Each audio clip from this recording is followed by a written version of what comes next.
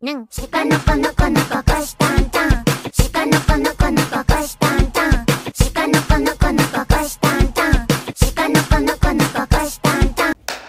Halo semuanya, welcome back to Reading Your Confessions with Anu. Seperti yang kalian tahu, di sini gue bakal bacain pengalaman rahasia dan juga confession kalian paling aneh, paling bodoh, paling menyeramkan, paling menjijikan atau apapun itu secara anonim. Sebelum kita masuk ke dalam ceritanya, jangan lupa kalau gue live baca confession kalian tiap hari Senin, Kamis, Jumat, dan juga Minggu setiap jam 7 malam WIB. Jadi bagi kalian yang gabut, nggak tahu mau ngapain, nggak punya temen, udahlah sama gue aja. Ada yang relate sama aku gak ya? Tiap abis buang air besar, aku pasti kayak semprot airnya ke dalam pantat aku. Abis itu airnya bakal kayak aku tahan dalam pantatku, terus aku kumur-kumurin biar dalemannya bersih, baru aku keluarin lagi. Yuk yang sama kayak aku, cung jarinya.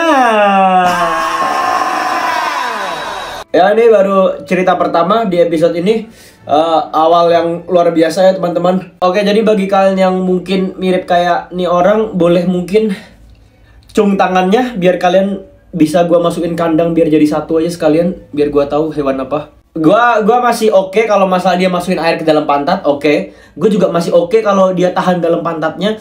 Tapi kayak maksud lu kumur-kumur pakai pantat tuh caranya gimana ya? Itu nggak masuk akal. Tapi dalam bahasa Inggris ada peribahasa curiosity kills the cat, yang berarti rasa penasaran akan membunuhmu.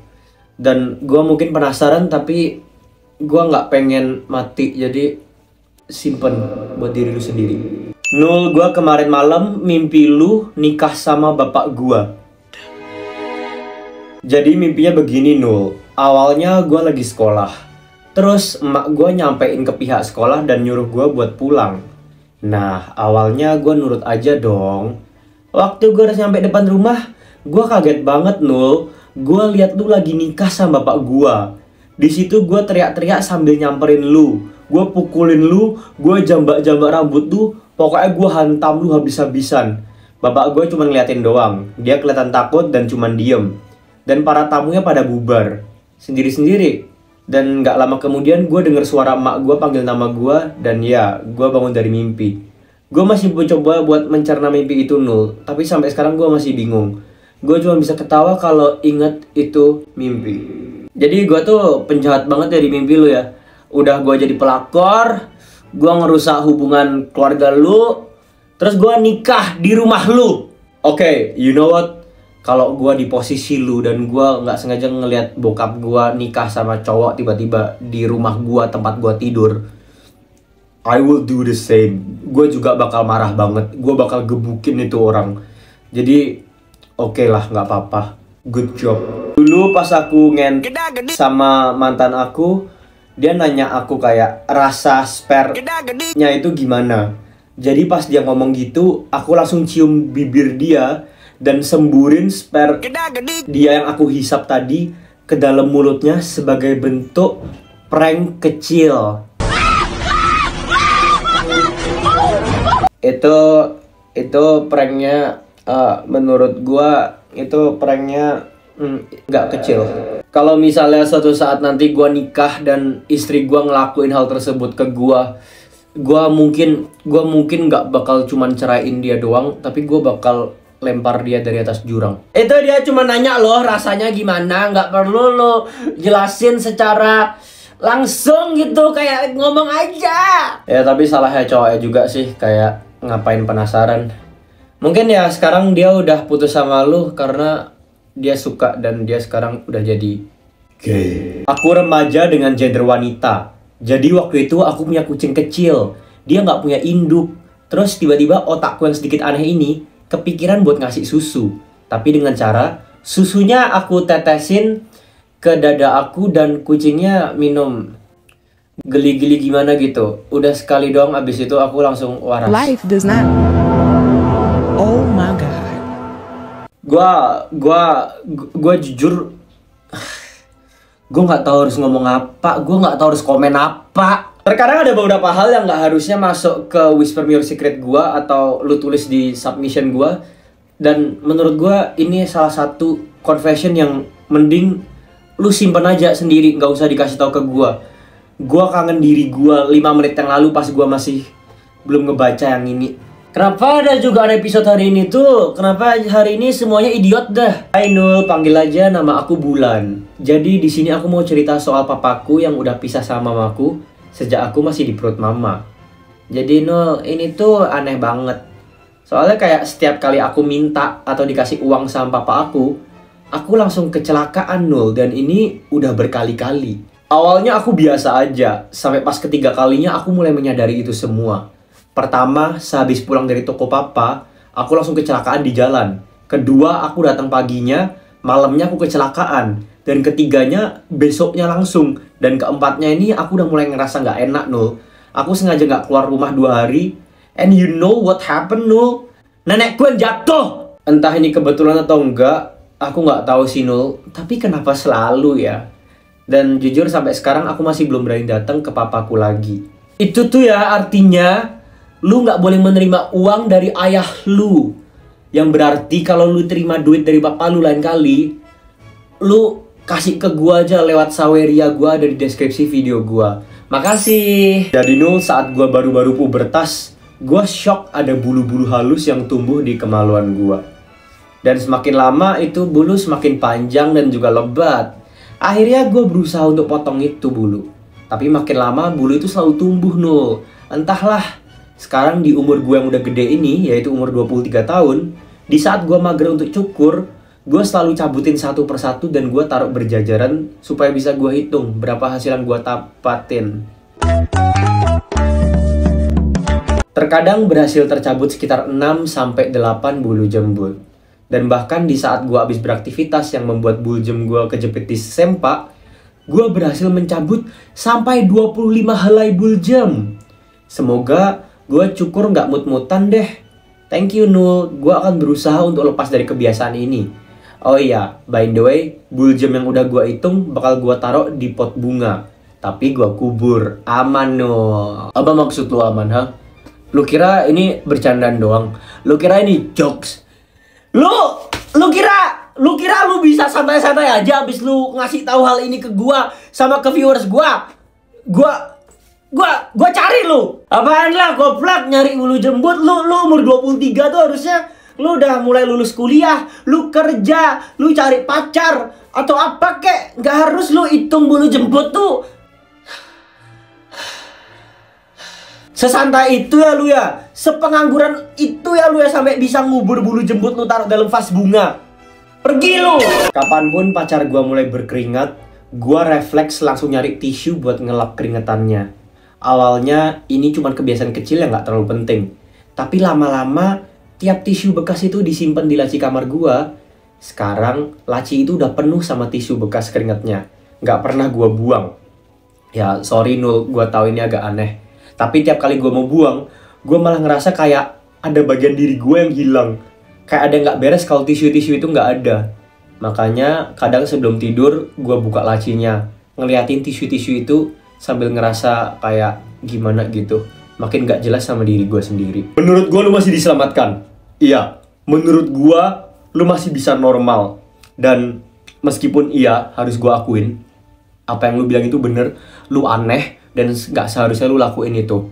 Tapi kata gua, lu masih ada harapan. Karena tadi lu bilang kalau lu sadar kalau itu aneh. Dan itu langkah yang bagus.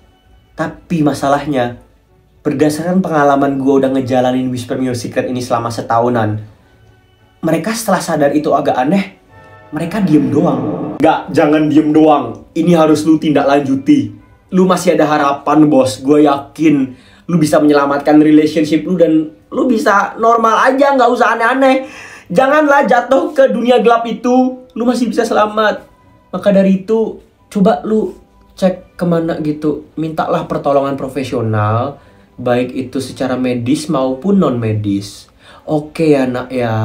Hai Nul, kenalin nama gua Inul. Hai Inul, kenalin nama gua Nul. Di sini gua mau cerita tentang kejadian bodoh yang waktu kecil yang membuat gua sampai sekarang malu banget Nul sama keluarga besar gua yang di kampung. Jadi dulu pas kecil gua suka nahan berak gua di celana Nul. Kalau kata ibu gua itu gara-gara gua terlalu lama dipakein popok sampai umur 7 tahun. Dan gua baru dilatih lepas popok kayak pas umur 8 gitu. Sedangkan kejadian ini terjadi pas gua umur 9 tahun Nul. Saat itu keluarga kita sedang berduka cita kan Nul, karena kakek gua meninggal. Jadi kita semua sekeluarga kecil gua dengan cepat menuju ke kampung halaman yang ada di Pulau Jawa. Sesampainya kami sekeluarga di kampung halaman kami, langsung mengiringi jenazah kakek pas di kuburan. Permasalahan yang sebenarnya baru akan dimulai dari sini Nul. Jadi waktu itu karena gua masih kecil, gua digendong sama ayah gua. Dan di sana gua ikut jalan mengelilingi jenazah kakek gua. Pas ke pemakamannya Nul. Gak lama sesampainya gua dan semua pengiring jenazah kakek gua di tempat pemakaman kakek gua Nul, gua tiba-tiba kebelet berak.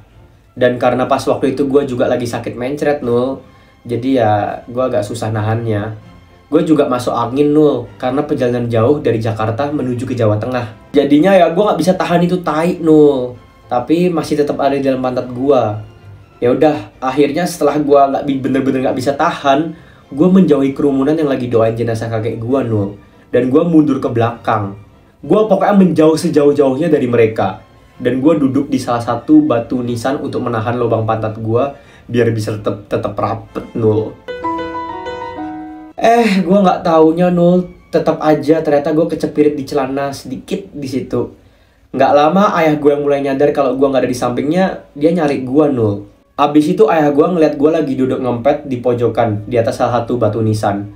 Terus Nul, pas ayah tahu gue lagi duduk sambil menampakkan muka gue yang ngeden, kayak ngeden nahan berak gitu loh Nul. Di sana ayah gue langsung menyadari hal tersebut dan langsung buru-buru nyamperin gue dan langsung ditarik tangan gue buat berdiri Nul. Alhasil karena pantat gue gak ketahan lagi sama batu nisan tersebut, yah meskipun niat ayah gue baik Nul, tapi dia malah melepas segalanya Nul. Jadinya tai gue keluar semua Nul dari lubang pantat dan tumpah luber semua ke batu nisan kuburan itu Nul.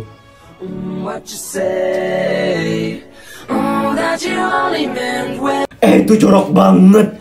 Gue bayangin ya, misalnya kalau gue salah satu arwah dari jenazah tersebut yang lu bokerin, itu kayak batu nisan itu kayak rumah gue. Dan lu bayangin rumah lu dibokerin sama manusia raksasa, terus tainya semua berceceran di rumah lu. Iya. Di situ gua malu banget Nul. Gua langsung digeret pulang ke rumah kakek gua yang ada di kampung sana. Dan gua berjalan pulang ke rumah kakek gua masih dengan kaki gua yang berlumuran tai itu Nul. Semua orang di jalan tersebut ngeliatin gua Nul, nangis panjang jalan. Dan terus gua ditarik dan digeret sama bapak gua buat pulang ke rumah kakek gua Nul. Terus sesampainya gua di rumah kakek gua, ayah gue dengan penuh amarahnya, dia nyebokin gue dengan keadaan emosi Nul. Terus lubang pantat gue disumpel pakai sabun sama bapak gue cuy. Katanya saking baunya tai gue, sampai akhirnya pantat gue rasanya pedes dan panas seharian itu Nul. Hello darkness my old friend. Dan itu yang membuat gue sampai sekarang ngerasa dihantuin oleh rasa bersalah terus Nul. Dan semenjak itu gue juga udah gak ada muka di seluruh keluarga besar di kampung gue Nul. Dan semenjak saat itu sampai sekarang di umur 17 gua ini Nul, gua tetap gak bakal mau diajak pulang ke kampung sana Nul. Toh juga tujuan gua pulang ke kampung cuma mau ketemu sama nenek atau kakek gua. Dan sekarang mereka semua udah gak ada. Jadi gua udah gak merasa bersalah kalau gua gak pulang ke kampung lama lagi Nul. Dan untunglah Nul, rumah gua jauh banget dari rumah mereka WKWK. Oh udah deh Nul, segini aja dulu. Sebenarnya masih ada banyak hal lagi yang memalukan yang terjadi di kampung gua sih Nul. Tapi salah satu cerita ini aja udah cukup deh. Makasih ya Nul udah dengerin cerita ini. Semoga kamu ngerti dengan ketikanku yang gak jelas ini. Bye bye Nul, love you. Gue tahu lu barusan ngomong masih banyak hal yang memalukan yang terjadi di kampung lu. Tapi gue yakin gak ada satupun cerita lu yang bisa ngalahin cerita ini. Karena ini bener-bener, ini gak cuman rasa malu yang bener-bener muncul dari dalam diri gue kalau gue jadi lu. Gue bakal nangis, gue bakal marah sama diri gue sendiri, dan gue bakal bisa jambak-jambak kepala gue sih. Lo tau boker di batu nisan itu mungkin masuk ke top 3 hal yang nggak bakal terjadi ke dalam hidup gue meskipun gue hidup berulang-ulang kali sampai miliaran kali.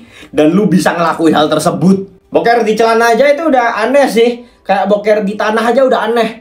Tapi dari sekian tempat yang ada di muka bumi ini, lu bokernya di mana? Lu bokernya di batu nisan, tempat manusia-manusia yang sudah tidak ada, jenazah-jenazah yang sudah tertidur dan beristirahat dengan tenang. Beristirahat. Tapi ya, poin lu bagus sih, bener. Gue setuju sama lu. Kalau gue jadi lu, gue nggak bakal pulang.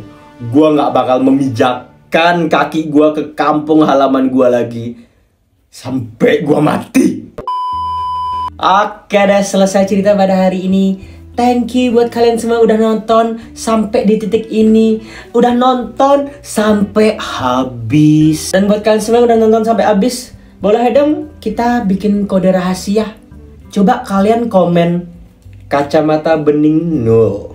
Biar gue bisa tahu kira-kira siapa aja yang udah nonton sampai habis. Jangan lupa buat like, subscribe, nyalakan bel notifikasi, dan share video ini ke semua orang yang ada di dunia ini. Sekian dan sampai jumpa. Sampai bertemu di episode berikutnya. Bye bye bye bye bye bye bye bye bye bye bye.